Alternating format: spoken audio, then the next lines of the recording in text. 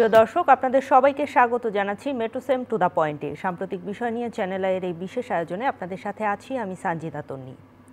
গণ অভ্যুত্থান পরবর্তী বাংলাদেশে মানুষের অনেক বিষয়ে অনেক প্রত্যাশা ছিল। সেখানে একটি বড় প্রত্যাশার জায়গা ছিল যে আইনশৃঙ্খলা পরিস্থিতি উন্নতি হবে এবং দেশে সুশাসন প্রতিষ্ঠা হবে। কিন্তু সেই লক্ষ্যে আমরা কতদূর আগালাম? আমরা দেখছি প্রতিদিনই আইনশৃঙ্খলা পরিস্থিতি খারাপ হচ্ছে, সরকারের পক্ষ থেকে বিভিন্ন পদক্ষেপ নেওয়া হচ্ছে। সেই পদক্ষেপগুলো কি কার্যকর হচ্ছে না? এখানে কি কোনো রাজনৈতিক ইন্ধন রয়েছে, নাকি সামগ্রিক সকল বিষয় নিয়ে আজ আমরা আলোচনা করব। আলোচনার শিরোনাম আইনশৃঙ্খলা ও সুশাসন। আলোচনার জন্য স্টুডিওতে রয়েছেন barrister Omar Sadat, president law and order coordinate council. আপনি প্রেসিডেন্ট গুলশান সোসাইটি। আপনাকে শুভেচ্ছা এবং স্বাগত জানাচ্ছি। জি, আমাদের সঙ্গে রয়েছেন ABM মোশাররফ হোসেন, প্রশিক্ষণ বিষয়ক সম্পাদক, বাংলাদেশ জাতীয়তাবাদী দল বিএনপি। স্বাগত আপনাকে। ধন্যবাদ আপনাকে। জি, আমি বিএনপির পক্ষ থেকে আপনারা আইনশৃঙ্খলা পরিস্থিতি নিয়ে কি বলছেন সেই বিষয়টি শুনবো, কিন্তু তার আগে ব্যারিস্টার ওমর সাদাত, আপনার কাছে জানতে চাই এই যে বাংলাদেশের সার্বিক পরিস্থিতি, আমি 5 আগস্ট পরবর্তী পরিস্থিতির কথাই বলছিলাম। সেখানে আমরা প্রতিদিন দেখছি খুন, ধর্ষণ, রাহাজানি, মব জাস্টিস, যাই বলি না কেন, এগুলো সব কিছুই বেড়ে গেছে। এবং যখন একটি গণ অভ্যুত্থান হয়, তারপরে একটা দেশের আইনশৃঙ্খলা পরিস্থিতি খারাপ হয়, সেটা স্বভাবত। কিন্তু 7 মাসেও যে সেই পরিস্থিতি ভালো হলো না, কারণটি কি বলবেন? যে কোনো দেশের একটি সরকারের প্রথম দায়িত্ব হলো নাগরিকের জন্য তার জীবন, জীবিকা এবং তার সম্মানের সুরক্ষা করা। আপনি যেটা বলেছেন যে বর্তমান সরকার কি সেটা করতে পারছে, এবং যদি তারা না পেরে থাকে তাহলে কেন পারছে না, সেটা নিয়ে আজকে আমাদের আলোচনাটা। আমরা একটা বিশেষ পরিস্থিতিতে আজকে আমরা আপনার সামনে এসেছি, আমরা কথা বলছি। তার কারণ হলো যে কোনো দেশেই, এবং এটা পৃথিবীতে কিন্তু প্রথম না, যে বিপ্লব পরবর্তী সময়ে আইন শৃঙ্খলার একটি অবনতি হবে, এখানে কিছু বলা নেই। কারণ একটা পুরনো অর্ডার শেষ হয়ে একটা নতুন অর্ডার আসছে। এই মধ্যবর্তী সময়টাতে সরকার কিভাবে পুরো জিনিসটাকে ম্যানেজ করবে তার উপরেই কিন্তু তার সাফল্য নির্ভর করছে। তাই সেজন্য আপনি যদি দেখেন, একটা উদাহরণ দিয়েই বলি, আপনি যদি বিপ্লব পরবর্তী বাগদাদে দেখেন যে পুরোপুরিভাবে আইনশৃঙ্খলা ধ্বংস হয়ে গেছে, এবং সেখানে কি সম্পূর্ণ মিলিশিয়া জাস্টিস। অর্থাৎ সেখানে আপনি যদি বাগদাদে আজকে যান, আপনি রাস্তা দিয়ে হাঁটতে সাহস পাবেন না। সুতরাং সেই অবস্থা যেমন আছে, আবার আপনি যদি সাম্প্রতিককালের মধ্যে যদি আমরা দেখি যে রাশিয়াতে যদি আমরা দেখি, বা অন্যান্য যে সবচেয়ে বিপ্লব পরবর্তী সময় আমরা যদি দেখি, তারা খুব সহজে তারা যে জিনিসটাকে এক জায়গা থেকে অন্য জায়গায় চলে নিয়ে এসছে। সেটা কিভাবে করলো সেটা নিয়ে আজকে আমাদের আলোচনা। তো আমরা যেখান থেকে আজকে শুরু করব সেটা হলো যে আজকে সরকারকে যদি দেশের যে বর্তমান অবস্থা আছে সেখান থেকে যদি উপর দিকে উঠে আসতে হয়, তাহলে তাদেরকে আইন, বিচার এবং শাসন ব্যবস্থার উন্নতি করতে হবে। আইন, বিচার, শাসন ব্যবস্থার উন্নতি করতে হবে। বর্তমান সরকার কি খুব মোলায়েম সরকার? এই জন্য আইন শৃঙ্খলা পরিস্থিতি ঠিক হচ্ছে না, যে শক্তভাবে যে কথাটি বলা দরকার সেটি কি তারা বলছে না? কারণ আমরা দেখেছি একটি রাজনৈতিক দল ছাড়া সকল রাজনৈতিক দলের সমর্থন এবং জনগণের সমর্থনে কিন্তু এই সরকারটি গঠিত হয়েছিল আজ 8 আগস্ট। জি, এইটা যেমন সত্যি, কিন্তু সরকার তো নিজে হাত দিয়ে কাজ করতে পারবে না। আমাদের উপদেষ্টা তো নিজের হাত দিয়ে রাস্তা ক্লিন আপ করতে পারবে না। সরকারকে কাজ করতে বিভিন্ন প্রতিষ্ঠানের মাধ্যমে। আপনি যদি আমাদের বিচার বিভাগ দেখেন, আপনি যদি আমাদের পুলিশ বিভাগ দেখেন, পুলিশ বিভাগকে আমাদের পূর্ববর্তী সরকার ব্যবহার করেছে তার গার্ড ডগ হিসেবে, তার ক্ষমতা থাকার হাতিয়ার হিসেবে।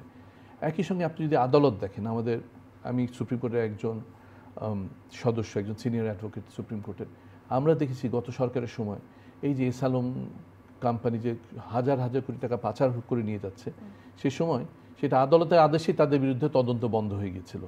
সুতরাং সরকার কিন্তু একটা ধ্বংসস্তূপের উপর থেকে কাজটা শুরু করছে। সেই ধ্বংসস্তূপের উপর থেকে যখন কাজটা শুরু করতে যাচ্ছে, আমাদের সবাইকেই বুঝতে হবে যে কাজটা সহজ না। কিন্তু একই সঙ্গে আমাদের এটাও বুঝতে হবে যে সরকার যতটা ধীর গতিতে আগাচ্ছে, ততটা ধীর গতিতে আগানোর মতো তাদের হাতে সময় নেই। কারণ তারা যদি সময়টা নিয়ে ফেলে, দেশটা ধ্বংসের দ্বার প্রান্তে চলে যাবে। আমি ফিরবো জনাব মোশাররফ হোসেন, আপনার কাছে জানতে চাই, এই যে সরকার একটা বিশেষ পরিস্থিতিতে তাদের দায়িত্বটি নিয়েছে, কিন্তু আইন শৃঙ্খলা পরিস্থিতি ঠিক করতে আসলে কত সময় দরকার? এই বিশেষ পরিস্থিতি কতদিন জারি থাকবে? ধন্যবাদ আপনাকে, ধন্যবাদ আমার সহালোচক।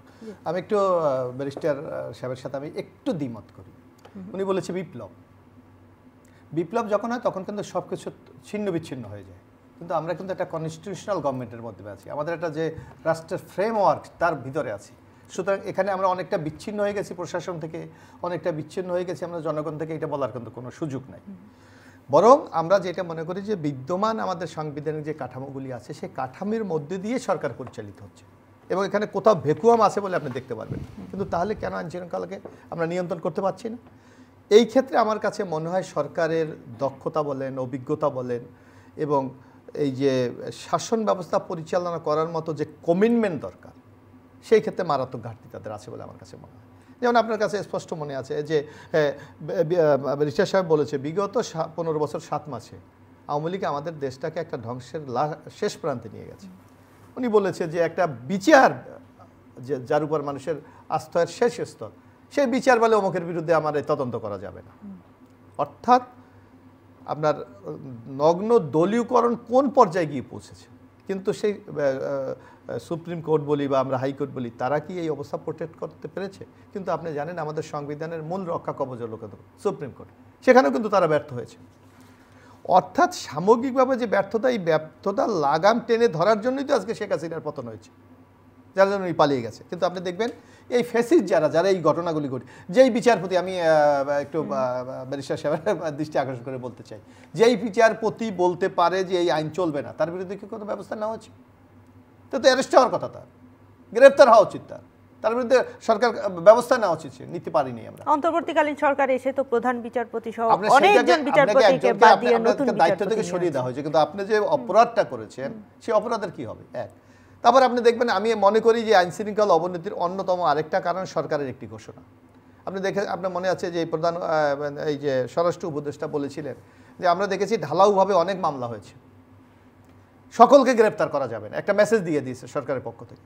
অর্থাৎ এখন যারা ক্রিমিনাল তারাও বেঁচে যাচ্ছে, যারা নিরাপদ তারা তো বেঁচেই যাচ্ছে।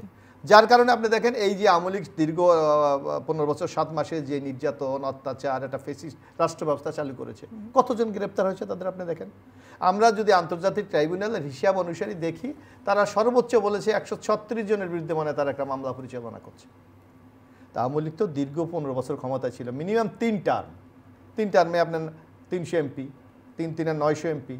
আপনি উপজেলা চেয়ারম্যান যদি ধরেন, আপনার 3 4 1200 উপজেলা চেয়ারম্যান, আপনার যদি সিটি কর্পোরেশন মেয়র ধরেন আরও 370 থেকে আপনি 3 গুণ করেন, 8টা সিটি কর্পোরেশন এবং জেলা পরিষদ চেয়ারম্যান আওয়ামী লীগের নেতাদের দুর্দান। আরে জেলেতে থাকা উচিত 2-1 লক্ষ থাকা উচিত। মানে আপনি জানেন যে আওয়ামী লীগের সঙ্গে যারা সম্পৃক্ত ছিল তারা অপরাধ যারা করেছে, ভালো করেছে, অপরাধ যারা করেছে তাদের বিরুদ্ধে আমরা কিভাবে বলবো যে 300 এমপি সুনির্দিষ্ট অপরাধ করেছে? আপনি এখন দেখা যাচ্ছে না, আপনি প্রতিনিয়ত আমরা পত্রিকা দেখি যে অমুক এত, এই ব্যাংকে এত কোটি টাকা লেনদেন, এত টাকা তার এক চেয়ারম্যানের অ্যাকাউন্টে আপনি 14,000 কোটি টাকা পাওয়া গেছে। আপনি এই 14,000 কোটি টাকা কি ওনার? নো, এটা শাসক দলের যে কোনো যারা ইন্টারন্যাশনাল গ্রুপ যারা এই লুটপাট করেছে তাদেরই টাকা। কারণ একটা চেয়ারম্যানের অ্যাকাউন্টে 14 কোটি টাকা কোনোভাবে যেতে পারে না। What is the source of income? তার নাই। অর্থাৎ আপনাকে দৃশ্যমান একটা পদক্ষেপ গ্রহণ করতে হবে। সেই ক্ষেত্রে সরকারের নিষ্ক্রিয়তা আজকে আইন শৃঙ্খলা অবনতিকে চরমভাবে উৎসাহিত করছে। এক, আরেকটা দেখবেন যে আপনার একটা দৃশ্যমান আপনার কিছু অ্যাকশন দিতে হবে। আপনি একটা সরকার যে সক্রিয়, এটা প্রমাণটা কি? আপনি দেখেন এই উপদেষ্টাদের, আপনি ডক্টর ইউনুস আর 2-1 স্যার, আমার মনে হয় ব্যারিস্টার সাহেব হয়তো কোর্টে আছে, উনি বলতে পারবে, আমার মনে হয় অধিকাংশ লোক বলতে পারবে না যে 1 জন বা 5 জন উপদেষ্টার নাম কি, কারণ তাদের অ্যাক্টিভিটিস দৃশ্যমান না। আজকে আপনি আইন শৃঙ্খলা রক্ষা, স্বরাষ্ট্র উপদেষ্টা তো প্রতিনিয়ত মাঠে থাকার কথা। আজকে স্বাস্থ্য উপদেষ্টার নাম আপনি জানেন? আপনি গণপূর্ত উপদেষ্টার নাম জানেন? অর্থাৎ এই যাদেরকে বসানো হয়েছে এরা পদটাকে এনজয় করছে, কিন্তু দায়িত্বটা যে তাদের কি, এই ব্যাপারে তাদের খুব একটা সুস্পষ্ট ধারণা আছে বলে আমার মনে হয় না। যার কারণে আমার মনে হচ্ছে আজকে আইন শৃঙ্খলা যারা অবনতি ঘটাবে তারা খুব উৎসাহিত হচ্ছে। আরেকটি প্রশ্ন আপনাকে করতে চাই। আর বর্তমান অন্তর্বর্তীকালীন সরকারের প্রধান ডক্টর মোহাম্মদ ইউনূস তিনি বলেছেন বিবিসিকে দেওয়া সাক্ষাৎকারে যে আগেও আইন শৃঙ্খলা পরিস্থিতি যেমন ছিল এখনও তো ঠিক একই রকম আছে, আগে তো পরিস্থিতি ভালো ছিল না, সেই জন্যই তো এত কিছু, এত পরিবর্তন। তো একই রকম থাকলে কি হলো তাহলে? না, একই থাকার তো কোনো কারণ নেই। আপনি একটা দেখবেন যে এখন তো যারা ফেসিস, যারা এই দুর্বৃত্ত, তারা তো পালিয়ে গেছে, অধিকাংশ পালিয়ে গেছে। এই যে আপনি যদি আমরা পত্রিকাতে দেখেছি ভারতে প্রায় 60,000-এর উপরে লোক আছে আওয়ামী লীগের, 60,000। তাই যারা 60,000 যারা গেছে তো সাধারণ মানুষ যায় নাই, তারা লিডিং পর্যায়ে যারা ছিল নেতা যারা, তারা চলে গেছে, বাকিরা আত্মগোপনে আছে। তো সুতরাং এরা তো এই আইন শৃঙ্খলা অবনতি করার মতো সেই সুযোগটা এদের কম, যদি আমাদের আইন শৃঙ্খলা রক্ষাকারী বাহিনী খুব অ্যাক্টিভ হয়। সুতরাং আমাদের এখন তো আমরা কি বলবো, এটাতে আমরা তো স্বর্গে থাকার কথা, কারণ এমন কোনো শক্তি নেই যে গভর্নমেন্টকে ডিস্টার্ব করছে। স্বর্গে থাকার কথা, আছেন কোথায়? এই যে আপনি যে আলোচনা করছেন এর মধ্যেই তো আছি, নিরাপত্তা নাই, আইন শৃঙ্খলার অবস্থা নাই। এই যে আজকে দেখেন, আমরা দেখলাম সকাল থেকে, আপনি লক্ষ্য করেছেন কেন জানি না, মেট্রো রেল চালাতে পারছে না, ধর্মঘট চলছে। কি সরকার সেটাও স্পষ্ট বলছে না। এবং ফ্রি চলছে, মানে কোনো টিকিট নেই। তো এইটা যে আজকে যেই লোকটাকে আপনি ফ্রি চলার সুবিধা দিচ্ছেন, ওর মধ্যে তো একটা আকাঙ্ক্ষা জন্ম নেবে যে আমার মনে হয় এইভাবে আমি চলে যেতে পারবো। অর্থাৎ আপনাকে এগুলি লাগাম টেনে ধরতে হবে এবং কঠোর, কারণ একটা কথা কিন্তু আমরা বলি, this is the first time the history of Bangladesh. আপনি দেখেন, আপনি যে কোনো গভর্নমেন্ট যখন পতন ঘটে, অন্য একটা শক্তি কিন্তু থাকে, বিরুদ্ধ শক্তি, যে তাকে ডিস্টার্ব করার জন্য। This is the first time in the history of Bangladesh যে ডক্টর ইউনূসের বিরুদ্ধে দৃশ্যমান কোনো শক্তি নাই। হ্যাঁ, আছে আপনার সোশ্যাল মিডিয়ায়, আছে আপনার বহির্বিশ্বে যারা প্রোপাগান্ডা করছে, কিন্তু সামনে এসে দাঁড়িয়ে তার বিরোধিতা করার মতো কোনো শক্তি বাংলাদেশে নেই। আমি ফিরবো আপনার কাছে। জনাব ওমর সাদাত, আপনার কাছে জানতে চাই, আমরা আইনশৃঙ্খলা পরিস্থিতি নিয়ে অনেক কথা বলছিলাম। বাংলাদেশের যদি আমি বলি যে ঢাকা রাজধানী এবং রাজধানীর সবচেয়ে সিকিউর এরিয়া যদি যেগুলো আমরা বলি, গুলশান, বনানী, বারিধারা, এরকম ট্রায়াঙ্গেলের কথা সবসময় বলি। আপনি গুলশান সোসাইটির প্রেসিডেন্ট, তো আপনাদের গুলশান সোসাইটি বেশ ঢাকা শহরে আমি বলবো যে অন্য এলাকার চেয়ে একটু ল অ্যান্ড অর্ডার সিচুয়েশন ভালো, যদিও সেখানে আপনারা কিভাবে সেটি মেনটেন করছেন। এবং আমরা কয়েকদিন আগেও দেখলাম যে গুলশানে একটি বাড়িতে কিছু মব গেল এবং একটা ডাকাতির মতো ঘটনা আসলো, অনেক পরে পুলিশ আসলো এবং আইনশৃঙ্খলা রক্ষাকারী বাহিনী আসলো। মানে গুলশানেও এই ঘটনা, তো কোথায় নিরাপদ আমরা? প্রথমে আমরা গুলশান দিয়ে শুরু করি। গুলশানে আমরা নিজেদের দাবি করি যে আমাদের গুলশান ক্রাইম ফ্রি। আপনি আমাদের এই গুলশানে ছিনতাই বা চুরি এই জাতীয় জিনিসগুলো কিন্তু দেখবেন না। তার কারণ আছে যে আমরা গুলশানের মধ্যে আমাদের অনেক Gulshan society, Banani society, Baridhara society, আমরা সব সোসাইটি প্রাইভেট পাবলিক পার্টনারশিপের আওতায় আমরা সব সিসিটিভি লাগিয়েছি। অর্থাৎ এখানে চোররা জানে যে চুরি করলেই তারা ধরা পড়ে যাবে, কারণ 1200 সিসিটিভি ক্যামেরা দ্বারা এলাকাটা আচ্ছাদিত। এটা হচ্ছে প্রথম ঘটনা। দ্বিতীয়ত, আমাদের যখন 5ই আগস্ট পরবর্তী সময় আমরা কিন্তু যখন কোথাও কোনো নিরাপত্তা নেই, তখন কিন্তু গুলশান ছিল আমাদের সকলের টার্গেট। সেখান থেকে ডাকাতি হবে, চুরি হবে। আমরা তখন, আমি নিজে সহ, আমাদের এখানে অনেক লোক, আমরা প্রায় 100-200 গাড়ি নিয়ে আমরা সারা রাত এলাকা পাহারা দিয়েছি। সেটা কিন্তু আপনারা ঠেকাতে পারেননি। গুলশানেও কিন্তু এই ধরনের অনাকাঙ্ক্ষিত ঘটনা হয়েছে খুব কম। আপনি আমাকে দেখাতে পারবেন এই নতুন এই ঘটনাটা ছাড়া কিন্তু আপনি আমাকে দেখাতে পারবেন না। এই ঘটনার কথাই আমি এই ঘটনায় আসছি আমি। আমরা পরবর্তীতে যখন ছিচকে চুরি বেড়ে গেল, আমাদের সারা রাত ধরে আমাদের গুলশান সোসাইটির টহলের গাড়ি ঘুরে প্রতিটা রাস্তায় সাইরেন দিয়ে ঘুরতে থাকে। সেদিন যে জিনিসটা ঘটেছে, আমার মনে হয় যে এটাই সরকারের জন্য বিরাট বড় একটা লজ্জার বিষয়। এটা ওনার সরকারি দলের এক সদস্যের বাড়ি বলে সে বাসায় অ্যাটাক করা হলো। সেখানে আমাদের কমিউনিটি পুলিশ ছিল, আমি নিজে ছিলাম, আমাদের পুলিশ বাহিনী ছিল, সামরিক বাহিনী ছিল। সবার সামনে দিয়ে কিছু লোক, সেই ভদ্রলোকের 27 বছর আগে যে স্ত্রীকে ডিভোর্স করেছেন, তাকে বাসার মধ্যে থেকে লুণ্ঠন করে সব কিছু নিয়ে চলে গেল আমাদের চোখের সামনে দিয়ে। তাদেরকে যে ছবি আছে, সব কিছু আছে, আমরা কিন্তু কিছু করতে পারলাম না।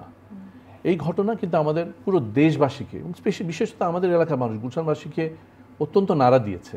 যে এইটা যদি গুলশানের মতো জায়গায় যদি এরকম হয়, আইন, পুলিশ, আর্মির সামনে দিয়ে যদি এরকম ঘটনা ঘটে, তাহলে আমাদের বেঁচে থাকার নিরাপত্তা কী? এটা কিন্তু এটা সহজ কোনো ঘটনা না, এটা অত্যন্ত কঠিন ঘটনা। এবং এরপরে কিন্তু আমরা দেখেছি পুলিশ অনেকটা শক্ত অবস্থানে এসছে, কারণ সরকার যে পরিমাণ সমালোচনার সম্মুখীন হয়েছে। এবং আপনি যদি দেখবেন যে মব জাস্টিস যেটা হচ্ছে, এটা এই সরকারকে বন্ধ করতেই হবে। কিছু হলো আমি রাস্তা বন্ধ করে ধরলাম, কিছু হলো আমি প্রধান উপদেষ্টা বাড়ির সামনে গেলাম। আমি সাম্প্রতিককালে দেখলাম যে উনি বলেছেন যে ওনার বাসার আশেপাশে শাহবাগে কোনো ধরনের মিটিং মিছিল করা যাবে না। এটা পুরো ঢাকা শহরে করতে হবে, কারণ মানুষ আজকে মানুষের তো সভা সমাবেশ করার অধিকার আছে। সভা সমাবেশ করতে গেলে রাস্তা বন্ধ করে দিতে পারেন না। যা কিছু হলে আপনি রাস্তা বন্ধ করতে পারেন না। মানুষ এটা নিয়ে অত্যন্ত বিরক্ত। আপনি যান, নিয়ম অনুযায়ী যান, আপনি একটা মাঠ ভাড়া করেন, সেখানে গিয়ে আপনি আপনার সমাবেশ করেন। 10 জন মানুষ মিলে 1 লক্ষ মানুষের জীবন নষ্ট করতে পারে না। আমরা যদি মব জাস্টিস নিয়ে কথা বলি, মব জাস্টিসটা একটা সভ্য দেশে থাকতে পারে না। তার কারণটা কি? আমরা আজকে আইন ব্যবস্থা, বিচার ব্যবস্থার সৃষ্টি কেন হলো? এটা সৃষ্টি হলো তার কারণ হচ্ছে যে আগে মানুষ রাস্তাঘাটে মারামারি করতো, বন্দুক দিয়ে একে অপরকে মারতো। সেই রাস্তার মারামারিটাকে এখানে নিয়ে আসার জন্যই তো এত ধরনের নিয়মকানুন, এত ধরনের আইন, এত ধরনের আইন আদালত। এখন আমরা যদি সেই রাস্তাতেই আবার ফেরত যাই, তাহলে তার এত কিছুর কোনো দরকার হয় না। এই মব জাস্টিসের সঙ্গে মানে পুলিশের কার্যক্রমের কোনো সম্পর্ক আছে কিনা? আমরা দেখেছি নানান সময় পুলিশ নানা ধরনের উদ্যোগ গ্রহণ করছে, কিন্তু সেই উদ্যোগগুলো তো ফলপ্রসূ হচ্ছে না। আমাদের এটা কেউ বলছে না, কিন্তু আমাদের এটা প্রথম আমরা যে এত ধরনের সংস্কার করছি, তার আগে নাম্বার 1 হচ্ছে পুলিশের সংস্কার করতে হবে। আজকে পুলিশকে সম্পূর্ণভাবে ব্যবহার করা হচ্ছে একটা সরকারি দলের লাঠুয়া বাহিনী হিসেবে, পেটোয়া বাহিনী হিসেবে। এইটা আমাদের কিন্তু পরিবর্তন করতে হবে। এবং সেটার জন্য কি করতে হবে? এটা কিন্তু বাংলাদেশে প্রথম না, আপনি যেটা বলছেন জারি সরকার থেকে যখন রাশিয়াতে রেভলিউশন হলো, তারা এসে কি করলো, কিছু লোক বাদ দিল, কিছু লোক নিল। একইভাবে যদি আপনি সাউথ আফ্রিকাতে দেখেন, সাউথ আফ্রিকাতে তো সাদাদের যে পুলিশ ছিল, তখন তারা পুলিশ বাহিনীর নাম পরিবর্তন করে বললো সাউথ আফ্রিকান পুলিশ থেকে বললো সাউথ আফ্রিকান পুলিশ সার্ভিসেস। তারা যে কোনো জায়গাতে পুলিশের যে লোগোটা আছে, লোগোটা পরিবর্তন করে ফেলতে হবে। পুলিশের মধ্যে আপামরভাবে একটা ধারণা আসতে হবে, এই পুলিশ পুরনো পুলিশ নয়, এই পুলিশ আর কারোর কোনো সরকারের পেটোয়া বানিয়ে হবে না। তাদের দায়, তারা শুধু ভয় পাবে আইনকে, আর কাউকে তারা ভয় পাবে না, কোনো রাজনৈতিক দলকে ভয় পাবে না। সেভাবেই কিন্তু আমাদের পুলিশকে তৈরি করতে হবে। এটার জন্য তাদেরকে হিউম্যান রাইটসের ট্রেনিং দিতে হবে। একটা যদি পলিটিক্যাল ইন্ডক্ট্রিনেশন দরকার হয়, তাদেরকে শিখাতে হবে, নতুন করে সবকিছু করতে হবে। এগুলো তো আপনি বলছেন যে বেতন বাড়াতে হবে, শিখাতে হবে, কিন্তু এই যে 7 মাস সময় গেল, কি শেখানো হলো বা কাদেরকে বাদ দেওয়া হলো, কাদেরকে পুলিশ বাহিনীতে রাখা হলো? আমার মনে হয় এইগুলোতে আমাদের পুলিশ আইনের পরিবর্তনও কিছু হলো কিনা আমরা দেখেছিলাম। এগুলো হয়নি, এগুলো হয়নি, এটা করতে হবে। এটা পোশাকের পরিবর্তন হয়তো হতে পারে, এইগুলো করতে হবে এবং এটা অত্যন্ত জরুরি। সবার আগে পুলিশের পরিবর্তন আনতে হবে, পুলিশের মনোভাবের পরিবর্তন আনতে হবে, পুলিশকে আইনের শাসনটা প্রতিষ্ঠা করতে হবে। যদি আইনের শাসন প্রতিষ্ঠা করতে পারেন, তাহলে কিন্তু এই জাতীয় সব সমস্যার সমাধান হয়ে যাবে। এখন আপনি যদি দেখেন, এই আমি সেদিন গুলশানের ঘটনায় আমি যেটা বলতে চাই, যিনি ডাকাতি করে চলে গেল, বললো আপনি যা পারেন করেন। এই যে একটা ইমিউনিটি, যে আমার কিছু হবে না, একই সঙ্গে যাদের বাসে ডাকাতি হলো তারা গিয়ে কিন্তু কোনো মামলা করলো না, কারণ তারা জানে মামলা করে কিছু হবে না। এটা কি কোনো কথা হতে পারে একটা সভ্য দেশে? অর্থাৎ সরকারকে এই জাতীয় মব জাস্টিস যেন আর না হয়, সে জায়গায় কঠিন অবস্থানে থাকতে হবে এবং সেখান থেকে সরকারকে সরলে চলবে না। যে কোনো মূল্যে পুলিশ প্রশাসনকে পরিবর্তন করতে হবে এবং যে কোনো মূল্যে আমাদের বিচার ব্যবস্থাকে পরিবর্তন করতে হবে। একটু আপনার সময় নেই। আমরা যে আইন দ্বারা এইগুলোকে চালাচ্ছি দেশটাকে, সেটা 200 বছরের তৈরি, ব্রিটিশদের তৈরি আইন, শাসকরা গোলামদের জন্য তৈরি করে গেছে। আমাদের নতুন দেশে নতুন আইন হতে হবে। রাজনৈতিক দলকে বলতে হবে যে আমরা পুরনো আইনে, ইংরেজদের করা আইনে আর থাকবো না, ইংরেজদের তো এই আইন আর নাই, তাদের সমস্ত আইন পরিবর্তন করে ফেলে তাদের নাগরিকদের জন্য নতুন আইন করেছে। আমাদের নতুন করে আইন করতে হবে, যাতে মানুষ এখানে মনে করতে পারে এই দেশ আমার, এই দেশে আমরা আইন ছাড়া কাউকে ভয় পাই না। কিন্তু সেই পরিস্থিতি কি এখন আমাদের আছে? সেই পরিস্থিতি এখন আমাদের নাই। সেই পরিস্থিতি এখন আমাদের নেই। সময় থাকলে নিশ্চয়ই ফিরবো। মোশাররফ হোসেন, আপনার কাছে জানতে চাই যে এই যে আইন পরিবর্তনের কথা আসলেই একটা ভয় আসে যে আগেই সংবিধান পরিবর্তন হবে কিনা। সংবিধান পরিবর্তন নিয়ে অনেক কথা হচ্ছে, যেখানে হচ্ছে আমাদের পেনাল কোড, সিআরপিসি কিংবা পুলিশ আইনগুলোর কথা, যেগুলো আমাদের ব্যারিস্টার ওমর সাদাত বলছিলেন যে সেই আইনগুলো রিফর্ম করা দরকার। সেই আইনগুলোতে কোনো রাজনৈতিক দল, আপনারাও যখন দায়িত্বে ছিলেন তেমনটি করেননি, অন্যান্য রাজনৈতিক দল, বর্তমান সরকারও করেনি। মানে যে আইনগুলো পরিবর্তন দরকার সেগুলো খুব বেশি হচ্ছে না, কিন্তু বর্তমানে তো সংবিধান পরিবর্তন নিয়ে আমরা অনেক কথা বলছি। দুটি বিষয় কি কিভাবে বলবেন? আমি এবার একটু আশাবাদী এই কারণে যে পেনাল কোড 1800 কত সালে, 60 1800 সালে আমাদের পৃথিবীতে অনেক পরিবর্তন হয়ে গেছে। অপরাধের ধরন চেঞ্জ হয়েছে, অপরাধের মানে টেকনিক চেঞ্জ হয়ে গেছে, শাস্তিও এখন আপনার আলাদা নতুন এর সাথে অ্যাডজাস্টমেন্ট করে করতে হবে। এক্ষেত্রে তো সংস্কার করতে হবে, এই ব্যাপারে আমাদের কোনো দ্বিমত নেই। তবে আমি যেটা মনে করি, এবার এই সরকার যে কমিশনগুলি গঠন করেছে, আপনাদের ম্যানিফেস্টোতে সেটা আসবে আইন পরিবর্তনের কথা। হ্যাঁ অবশ্যই, অলরেডি আপনি জানেন সেটা, যে অলরেডি পুলিশ কমিশন কিভাবে চেঞ্জ হবে, কমিশনের যে আমরা সুনির্দিষ্ট লিখিত সুপারিশ আমরা করেছি এবং আমরা সেখানে স্পষ্ট একটা, যেটা সবচেয়ে একেবারে মোটা দাগে যেটা মিডিয়া কভার করেছে, আমরা র্যাবকে বিলুপ্ত করে নতুন আঙ্গিকে তৈরি করার কথা বলেছি, যার জন্য কিন্তু বিএনপির নানা সমালোচনা হয়েছে। এই রব তো বিএনপি তৈরি করেছিল, আবার কেন? হ্যাঁ, আপনি একটা জিনিস সৃষ্টি করতে পারেন, কিন্তু তার যদি লক্ষ্য উদ্দেশ্য পূরণে সে ব্যর্থ হয়, তাহলে আপনি পরিবর্তন করতে পারেন। ইতিহাস বিশ্বে বহু জায়গায় আছে। এখন সমস্যা এটা না, সমস্যা হলো আমার কাছে যে জিনিসটা মনে হয় যে আইন আপনার অনেক সুন্দর সুন্দর কথা আছে, আমি অপরাধ করলে আমার শাস্তি হবে, এটা তো সবাই জানে, কিন্তু সেটা দৃশ্যমান কতটুকু আপনি অ্যাপ্লাই করছেন, এটা হলো ইম্পর্টেন্ট ব্যাপার। এই যে পুলিশ এই যে আওয়ামী লীগের আমলে আপনি মনে করেন, এই যে আন্দোলনের সময় আন্দোলন দমন করার তো আমাদের দেশে স্বীকৃত কিছু পদ্ধতি আছে। আপনি তাকে বাধা দেবেন, বাধা না দিলে আপনি তাকে লাঠি চার্জ করবেন, লাঠি চার্জ যদি আপনি না কন্ট্রোল করতে পারেন আপনি টিয়ার সেল নিক্ষেপ করবেন, টিয়ার সেল না করলে আপনি ফাঁকা গুলি করবেন, এই তো। কিন্তু আপনি ডাইরেক্ট গুলি করে দিচ্ছেন, এটা কি আপনার আছে? আইনে আছে? সিআরপিতে আছে? আপনি তো আইন ভায়োলেশন করেছেন। সুতরাং এই যে যারা আইনের ব্যত্যয় ঘটিয়েছে তাদের বিরুদ্ধে ব্যবস্থা নিলে আপনার প্রমাণ হবে যে আইনের ঊর্ধ্বে কেউ নয়। তাদের বিরুদ্ধে ব্যবস্থা নিলে প্রমাণ হবে আইনের ঊর্ধ্বে না। আইন শৃঙ্খলা পরিস্থিতি, যদি এই মুহূর্তে আইন শৃঙ্খলা পরিস্থিতি আমরা বিশ্লেষণ করি, ডাকাতি হচ্ছে, চুরি হচ্ছে, ছিনতাইকারী হচ্ছে এবং এই যে মব ভায়োলেন্সটা হচ্ছে, মব ভায়োলেন্সটা কিভাবে কমানো যায়? যে কোনো জায়গায় তৌহিদি জনতা বসে যাচ্ছে। এই মব ভায়োলেন্সের জন্য আমি টোটাল এই সরকারকে দায়ী করব। তারা স্টার্টিংয়ে এমন কিছু সুযোগ দিয়েছে মানুষকে যে আপনি মনে হয় কেউ যদি কোনো একটা মব কোথাও করলে আপনি দাবিটা মেনে নিচ্ছেন। এই যে একটা উৎসাহিত করা, এইটা বরং সরকার এটা এখন স্টিক হচ্ছে, বরং আরো কঠিন স্টিক হওয়া উচিত। এটা আপনি মনে করেন সরকার স্টিক হচ্ছে?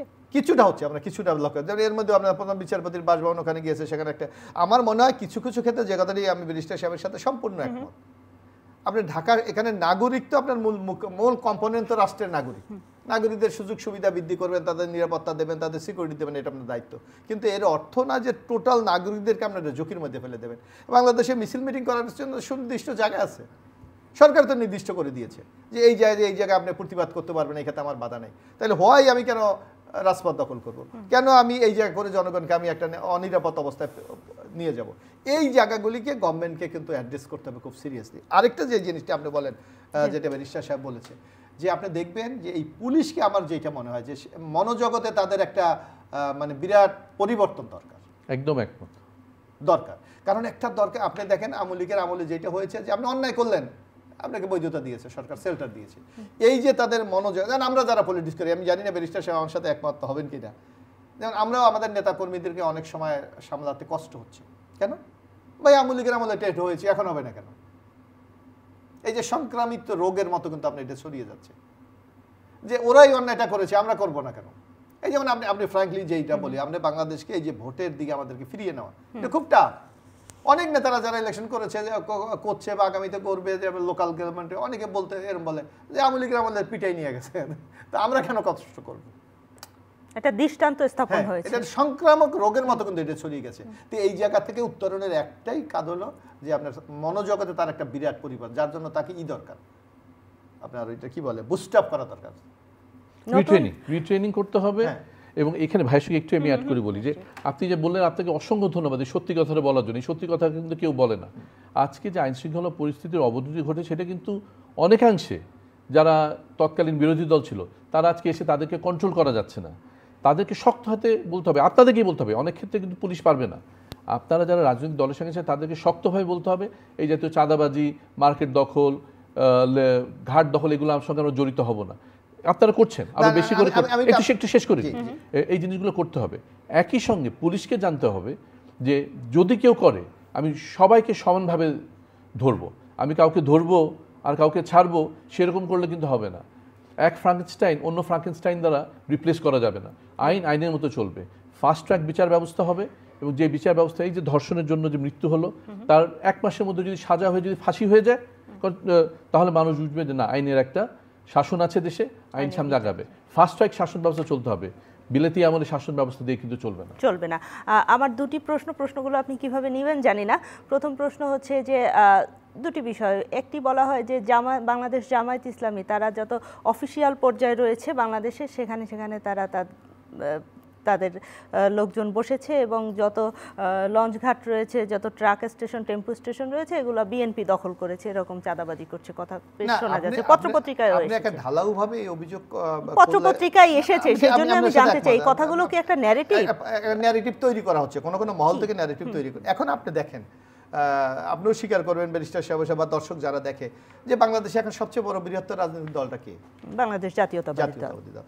কারণ আমি যেমন কেন্দ্র রাজনীতি করি, আমি একটা এলাকারও কিন্তু আমি একটু দেখভাল করি। অনেক সময় দেখা যাচ্ছে যে একটা প্রবলেম তৈরি হচ্ছে, প্রশাসন কিন্তু আমাদের সাথে যোগাযোগ করে, আমাদের একটু সহযোগিতা করেন, কারণ আপনাদের ম্যান পাওয়ার আছে, আপনাদের কর্মী আছে, রাজনৈতিক একটা স্ট্রাকচার আছে, আপনারা পারেন। এখন আমি যদি প্রশাসনকে বা সরকারকে ওই জায়গায় সহায়তা করতে গেলে, আপনি কি মনে করবেন যে বিএনপি এটা দখলে যাচ্ছে?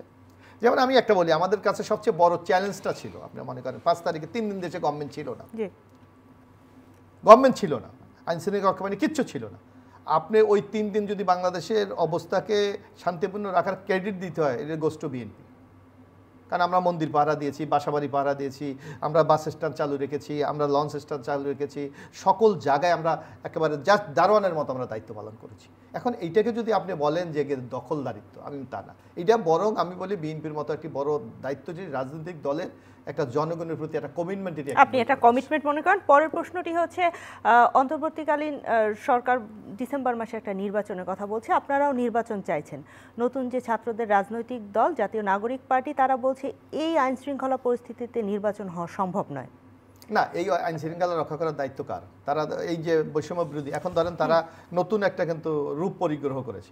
ওই যে আমরা আগে শুনতাম না দিল্লিতে যে মিস্টার রহিমউদ্দিন ওই নাম ধারণ করিয়া দিল্লির সিংহাসনে আরোহণ করিলেন। খেয়াল আছে আপনার? ছোটবেলা পড়েছি আমরা ইতিহাস। এখন তো ঘটনা হলো তাই, আপনি হলেন মূল সংগঠন হলো বৈষম্য বিরোধী ছাত্র আন্দোলন, এখন আপনি এনসিপিতে চলে গেলেন, নাগরিক পার্টিতে চলে গেলেন, কিন্তু ঠিকই আপনার দুইজন প্রতিনিধি কিন্তু গভর্নমেন্টে আছে, সুতরাং লাইবিলিটি তো আপনাকে নিতে হবে।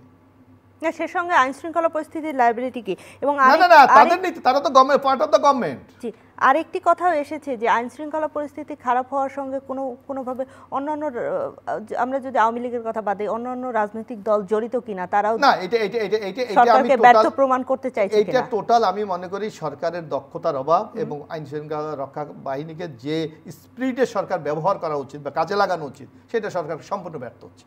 এই হলো মূল ঘটনা, অন্য কিছুই না। কারণ আপনি দেখেন বাংলাদেশের জনগণ এই যে প্রায় আমাদের কথা এখন 18 কোটির উপরে, আপনি দেখেন এভারেজ এই যে 2-4টা খুব মানে সিগনিফিক্যান্ট ইনসিডেন্ট ছাড়া সাধারণ কি ইনসিডেন্ট বাংলাদেশে ঘটছে আপনি দেখেন, খুব দেখেন বেশি ওইভাবে কি সাধারণ জনগণের কোনো ইনভলভমেন্ট এখানে আছে? আমার তো মনে হয় না, বরং জনগণ রাজনৈতিক দলগুলি সহযোগিতা করছে। এখন তাদের কাছ থেকে এই কনফিডেন্স অথবা এই সহযোগিতা নেওয়ার দায়িত্ব তো এই সরকারের, কিন্তু এই দেখেন এই সরকার ধীরে ধীরে তার নিরপেক্ষতা নিয়ে এখন মানুষ প্রশ্ন তুলতে শুরু করেছে।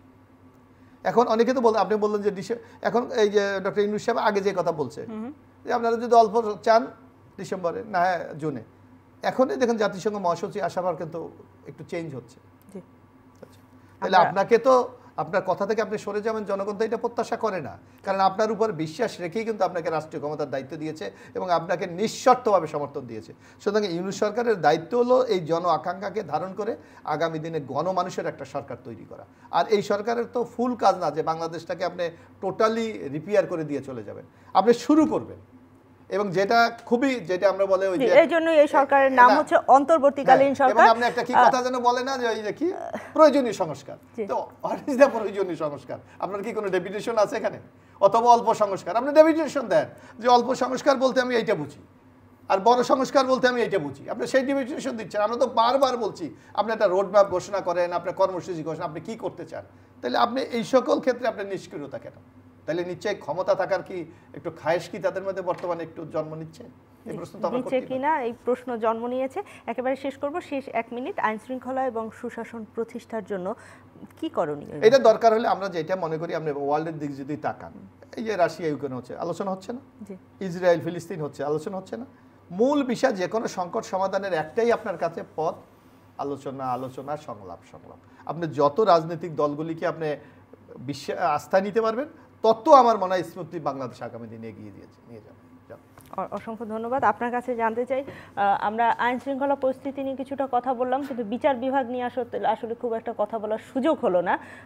বর্তমানে বাংলাদেশের বিচার ব্যবস্থার কি অবস্থা? বিচার ব্যবস্থা একটা পুরনো গতিহীন একটা জগদ্দল পাথর, সেখান থেকে আমাদের বের হয়ে আসতে হবে। আমাদের যে বর্তমানে যে প্রধান বিচারপতি আছেন, আমরা তারপর পূর্ণভাবে আস্থা রাখছেন, সেখান থেকে চেষ্টা করছেন। আমরা আশা করছি যে বের হয়ে আসতে হবে, কিন্তু একদিনের প্রক্রিয়া না, এটা দীর্ঘ প্রক্রিয়া, সেই প্রক্রিয়ার পথে আমাদের আগাতে হবে। কিন্তু এর পাশাপাশি যে জিনিসটা আমি যেটা ভাইকে যেটা একটু বলতে চাচ্ছিলাম, যে আমাদের এখানে আইন শৃঙ্খলা পরিস্থিতির জন্য একটা জিনিস অত্যন্ত জরুরি, সেটা কি আপনি যদি 1798 সালে ফরাসি বিপ্লবের পরে দেখেন, সেখানে কিন্তু পুলিশের যারা অন্য দলের সঙ্গে ছিল তাদেরকে সরিয়ে দিয়ে কিছু পুলিশকে রেখে জনতাকে পুলিশের সঙ্গে ইনভলভ করা হয়েছিল। আমরা যেভাবে গুলশানে যেভাবে করি, যে আমরা পুলিশের সঙ্গে আমাদের গুলশানে কমিউনিটি পুলিশ মিলে আমরা এলাকায় পাহারা দিই, এখানে কিন্তু মানুষ কিন্তু আগিয়ে আছে সরকারকে সহযোগিতা করবার জন্য। আমার মনে হয় পুলিশের সঙ্গে যদি আমরা নাগরিকদেরকে অন্তর্ভুক্ত করতে পারি, আমার মনে হয় আইন শৃঙ্খলা পরিস্থিতির অনেকটা উন্নয়ন হবে। এবং আমরা আশা করব যে সরকার মানুষকে তাদের কাছে টেনে নেবে, দূরে সরিয়ে রাখবে না। পুলিশ তো অনেক ক্ষেত্রে নাগরিকের মুখোমুখি হয়ে যায়, যেমন অনেক আন্দোলনের ক্ষেত্রে আমরা দেখলাম আন্দোলনগুলো যৌক্তিক কিংবা অযৌক্তিক সেই বিবেচনায় আমরা যাব না, যে পুলিশ অতিরিক্ত বল প্রয়োগ করে অনেক ক্ষেত্রে। সেক্ষেত্রে আপনি নাগরিকের সঙ্গে নাগরিক বলতে শুধু যারা আন্দোলন তারা তো না, সাধারণ মানুষ কিন্তু সাধারণত আন্দোলন করে না, এটা কিছু মুষ্টিমেয় কিছু লোক করে। আপনি সাধারণ মানুষকে পুলিশের সঙ্গে একসঙ্গে অ্যাড করে দেন, দেখবেন তারাই মানুষকে মুখোমুখি হয়ে তারা মানুষকে এক জায়গায় ঠান্ডা জায়গায় নিয়ে করতে পারবে।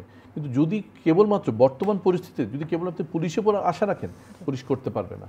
আমরা সবাই মিলে পুলিশ, জনগণ, বিচার বিভাগ একসঙ্গে পুরো জিনিসটা কাজ করতে হবে, যেন আমরা এই কঠিন অবস্থা থেকে বের হয়ে আসতে পারি। অসংখ্য ধন্যবাদ, আপনাদের দুজনকে অসংখ্য ধন্যবাদ। প্রিয় দর্শক, মেট্রোসেম টু দ্য পয়েন্ট থেকে আজকের মতো বিদায় নিচ্ছি। আমাদের আইন শৃঙ্খলা পরিস্থিতির উন্নয়ন যে খুবই দরকার, সেটি কিন্তু বাংলাদেশের প্রত্যেকটা মানুষ অনুভব করে। সরকারের পক্ষ থেকে বলা হচ্ছে আইন শৃঙ্খলা পরিস্থিতি স্বাভাবিক রয়েছে, কিন্তু আসলে কি আইন শৃঙ্খলা পরিস্থিতি স্বাভাবিক রয়েছে? দিনের পর দিন প্রত্যেক দিন যে ধর্ষণের ঘটনাগুলো ঘটছে, কিংবা আমরা যে হত্যা, গুম এবং খুনের মতো ঘটনাগুলো দেখছি, এই পরিস্থিতি থেকে কিন্তু বের হয়ে আসা আমাদের জন্য জরুরি। পাশাপাশি দেশের সুশাসন নিশ্চিত করা দরকার। জনগণ একটি নির্বাচনের কথা বলছে, সেই নির্বাচনের পথেও আমাদের এগোনো দরকার। সবাই ভালো থাকবেন, সবার জন্য অনেক অনেক শুভকামনা।